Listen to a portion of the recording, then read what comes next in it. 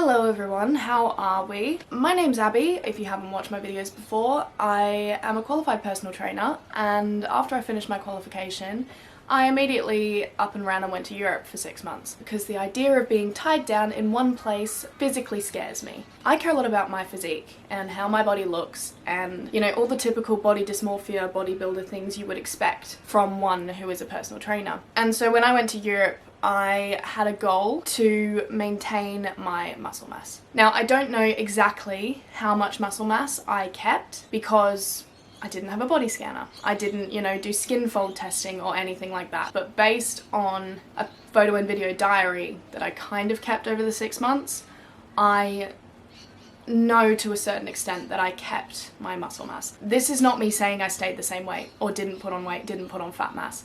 I 100% did. I put on about 4.5 kilos over 6 months in Europe, which isn't awful. I've lost all of it since I put it on, and I got back a week before Christmas. It didn't bother me putting the weight on. Very capable of taking it off. I have come up with a list of dot points on my phone to give some advice, some feedback in case anyone else, wanted to keep their muscle mass over holidays. Obviously, it's what worked for me. It's not a planner of how you can keep your muscle mass while on holiday. Obviously, it's going to differ for everyone.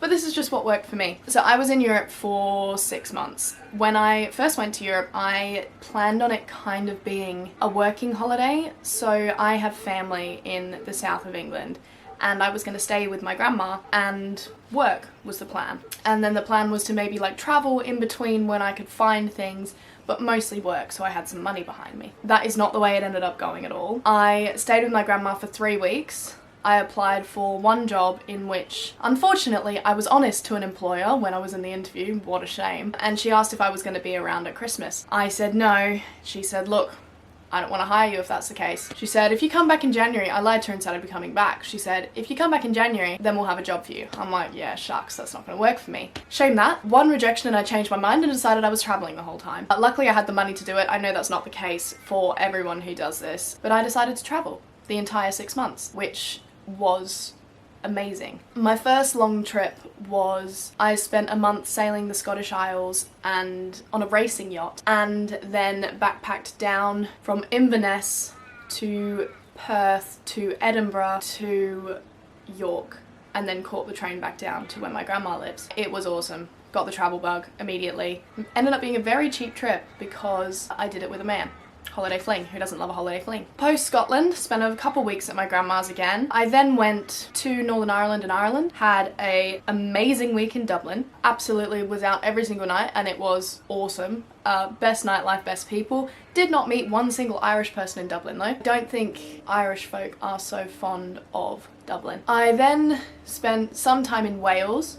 I climbed Snowdon with my cousin. I went to Cardiff, saw all the sightseeing in Cardiff. I went to Manchester, I watched Duran Duran in concert, and then I hiked in the Peak District, completely destroyed my knee and spent the rest of Europe fighting a knee injury which I still am not recovered from. Haven't been to a physio, can't afford one, so I'm rehabbing it myself, which isn't necessarily a great thing to do, but it seems to be going okay for me. I'll let you know if that continues to be the case. Then my last 6 weeks was insane. I spent 6 days in Paris, I spent 10 days in Germany, I spent 4 days in Tromsø in Norway, and I spent 12 days in Italy, which was amazing. Flew back to my grandma's and flew back to Australia the next day. Backpacked most of it. Let me get into my 10 tips and tricks. The first thing I did to make sure I was keeping most of my muscle mass, I made sure I was eating enough, which is definitely not a problem for me. I'm a big fan of food, especially when I was in Italy. There was no chance I was eating under the calories that I needed. I was just making sure I was eating enough every single day.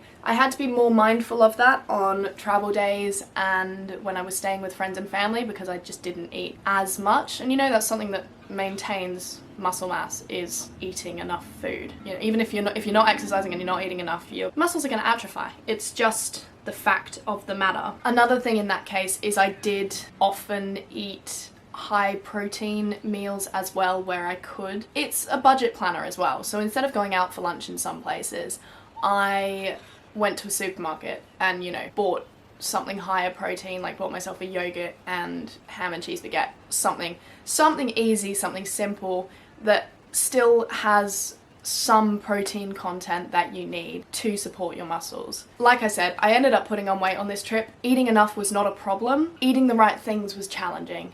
I definitely did not eat the right diet to sustain muscle, but I ate enough to sustain muscle, which is the other thing. It's a healthy balance, but I did keep my muscle, which is, you know, that was the aim of the game. Number 2 is not something that's easily accessible to everyone, I know that. I did stay with a lot of family and friends, which makes it so much easier to eat healthier. You know, you've got a pantry, you've got a fridge, you've got oven, stovetop, microwave, you've got all the things you need to cook for yourself. You also have more time because you're staying in a home, you know, which is a lot easier. Like, I was doing food shops and my grandparents were offering to pay for them.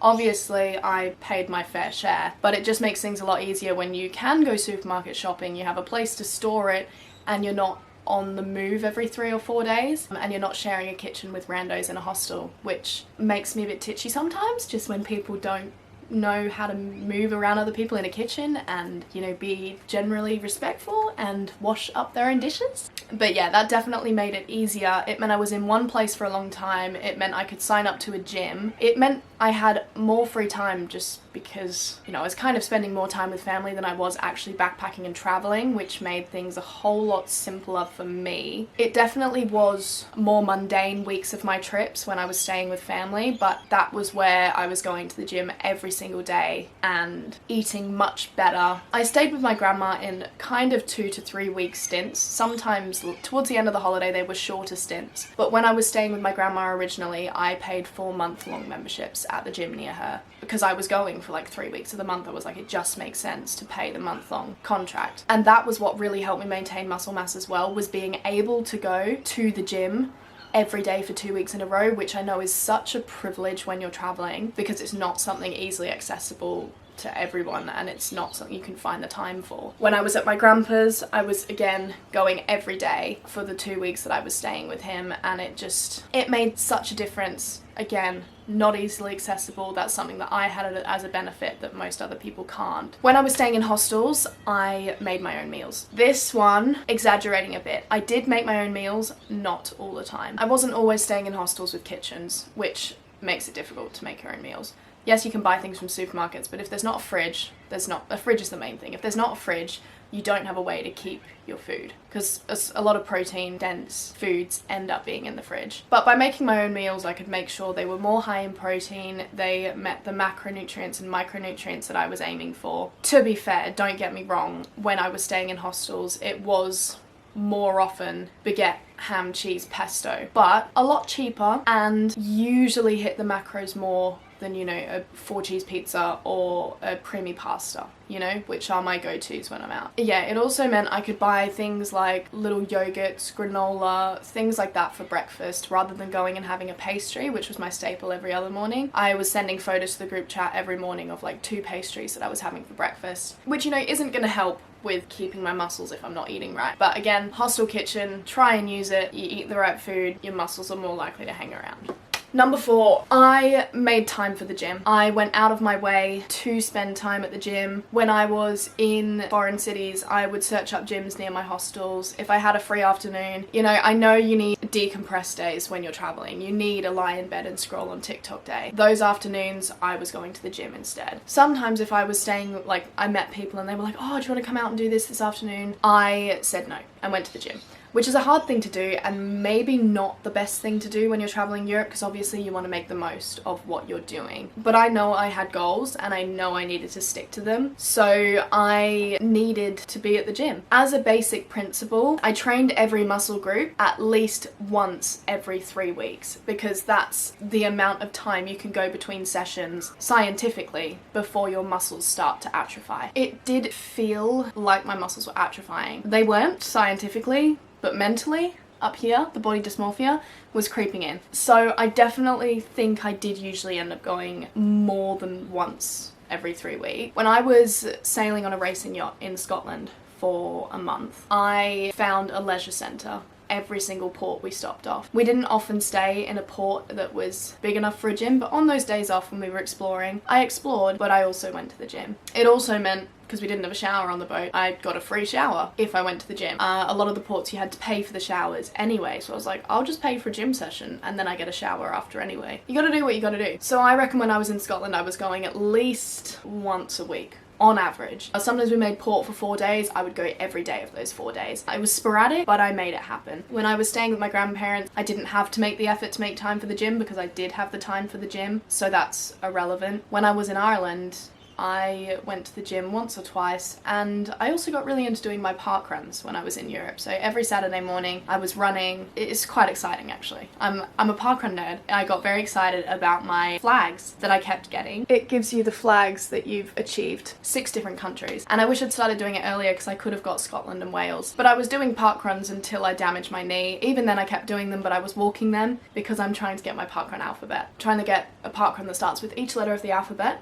I think I've got 6 left to do. Number 5, I had money set aside in my budget for the gym. It is not a necessity at all, but there were so many other things that I wasn't paying for that I will get to that I had the money in reserve for the gym. Some of the leisure centres were really quite good. They were about £7, which is the equivalent of 14 Australian dollars. Most of them ended up being between like £7 and £12 or euro, which I was quite happy to pay. You know, that is quite a large amount, between $15 and $25 for a day pass. You know, you find the value in the money. If I didn't think it was worth it, I wouldn't be doing it. To me, a gym session was worth that amount. The most I paid for a gym pass was in Milan. It was the purple one. What is it? It's not Fitness First.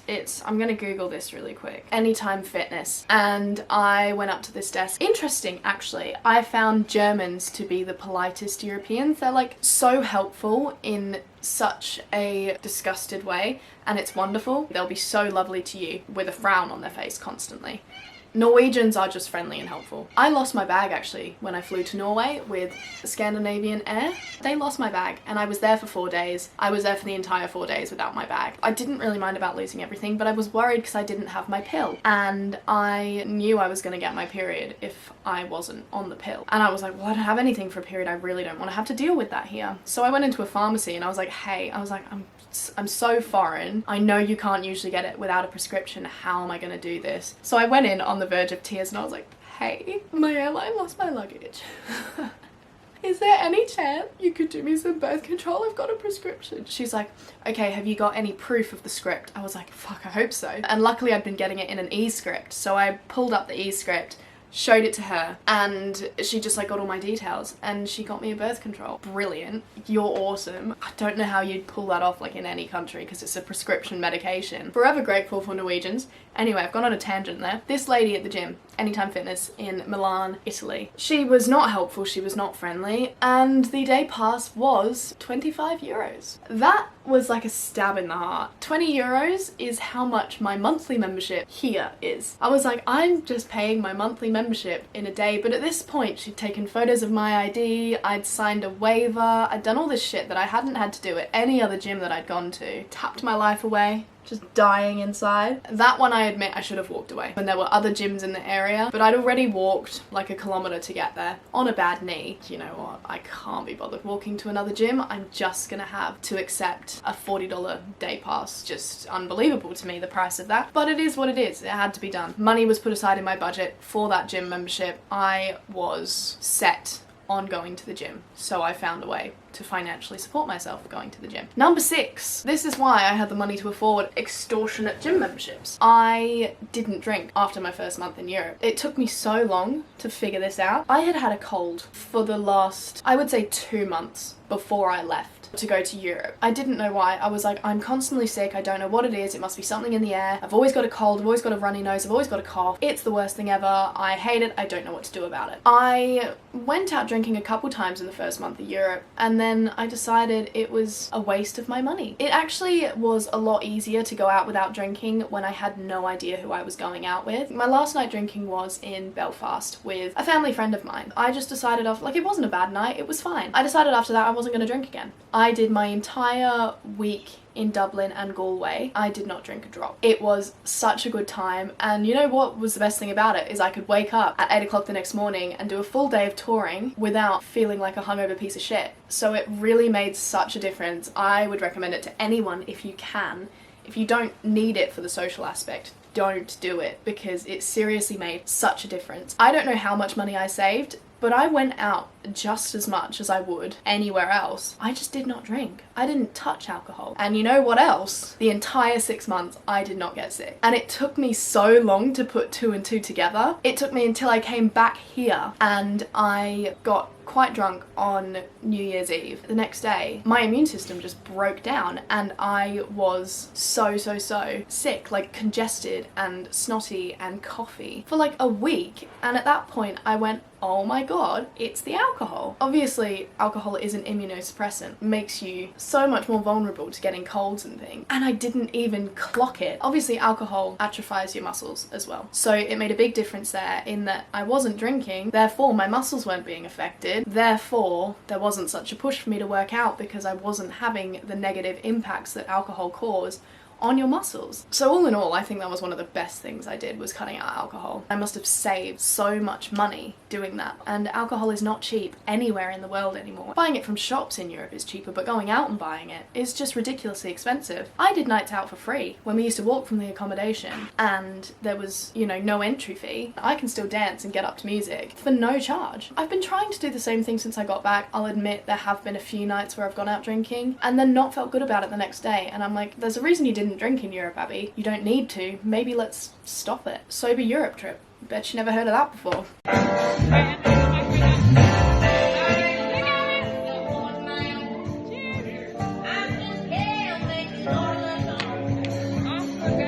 Number 7 is I sought out incidental exercise in activities. So when I didn't have time to go to the gym, I was still very active. I was walking 20,000 steps a day. As you do in Europe, that's like a given. I was going on hikes, like long hikes, around and about. When I was in the Peak District, I hiked 30 k's in one day, which I wouldn't recommend because that is what destroyed my knee and I'm still out of action. Still can't run more than 300 meters without having to walk. I went bungee jumping, which no one would believe me. Well, I mean, everyone believed me, but I feel like I'm a fraud because I don't have the evidence, because they were charging £40 for the photos and £60 for the videos. In Australian dollars, that's $80 for the photos and $120 for the videos. I wasn't paying that. I said fuck that. So I have no evidence that I went bungee jumping, which is really embarrassing because I would love people to know that I went bungee jumping, but there is no evidence of that fact. I did it at Highland Fling in Scotland, which was so cool. It took me 3 times to jump off the platform and the jump looked like I was shitting myself. It wasn't very attractive at all. So maybe I didn't want the photos anyway. I'll get them the next time I do a bungee. When I was sailing in Scotland, there was a lot of incidental exercise, you know, rigging the sail, pulling all the ropes. I can't remember the technical terms, don't come for me. Raising the head sail, the front sail. I did a lot of that. Pulling in all the ropes, docking, leaving port, all of that is very intense and hard work. My concept of a long walk changed completely when I was in Europe. You know, if I was here 3 k's, I'd be like, not walking that. It's too far. Europe, if anything, was under 6 k's. I'd walk it. More than 6 k's, I would debate it. I tell you what I did a lot of was stair climbing, which so wasn't good. All of these old buildings, all of these chapels, all these churches have so many stairs. You can climb to the top of a lot of them. My left knee didn't work, so I was doing them one-legged. When my left knee did work, it was great because it was like I was doing a Stairmaster. I was engaging my glutes on each step. Once my left knee was buggered, I had to do it one-legged, stepping up with my right leg and pulling the other leg up behind me, so it took me twice as long, and my right quad is now double the size of my left quad because I didn't use my left quad. Leading on from that, I prioritized sleep. It did take me a while to get to this. When I was staying with my grandma, prioritizing sleep was not challenging, not difficult. I was in bed by like 8 p.m. because there wasn't much to do. And I got my 8, 9, 10 hours of sleep every night. When I did my first trip to my first ever hostel to Dublin, I did not prioritize my sleep. I was out every single night. I was getting up at 8 o'clock every morning. I was getting 4 or 5 hours of sleep a night. I lived with it. For some reason, every trip after that, I couldn't stand it. Obviously, there's some nights you cannot prioritize sleep because you want to make the most of it. You go out and I went out on occasions where, yes, I did have a train to catch at 6 o'clock in the morning. My sleep was obviously not going to get prioritised then. I would love to say that I slept on the trains, but as a solo traveller, I was paranoid of losing my luggage, so I could not sleep. Couldn't even sleep on airplanes, to be honest. I was too paranoid my luggage was going to get stolen out from underneath me, which I never have those fears when I'm travelling with my family, but travelling by myself just awoke something in me where I was just... I didn't trust a single person I was around. Saying that, in one of my hostels I did give one of the girls the combination to my safe with my passport in it. Most of the time I was prioritising sleep, especially towards the end of my trip. I was preferring to get 8 hours of sleep over going out in the evening because it made me feel so much better for myself, and sleep is so important for looking after your muscles. My camera's about to die. My last point is actually something I've already reviewed, which was making sure to work out each muscle group at least once every 3 weeks, which I already made a point of, but that is scientifically the point where your body starts to lose muscle mass and your muscles start to atrophy. That was something, if you're going to Europe or you're going away anywhere, that is something I would focus on, is whether you're working out in a park, you're doing bodyweight exercises, whatever. 3 weeks is at the point that your muscles start to atrophy. So just ballpark. That's what I was keeping in my mind at all times. Thank you guys for watching. This was low-key just a ramble at the camera, so if you didn't watch the whole way, I don't blame you. But if that helped at all with an upcoming trip, give it a like, subscribe, because I'm funny.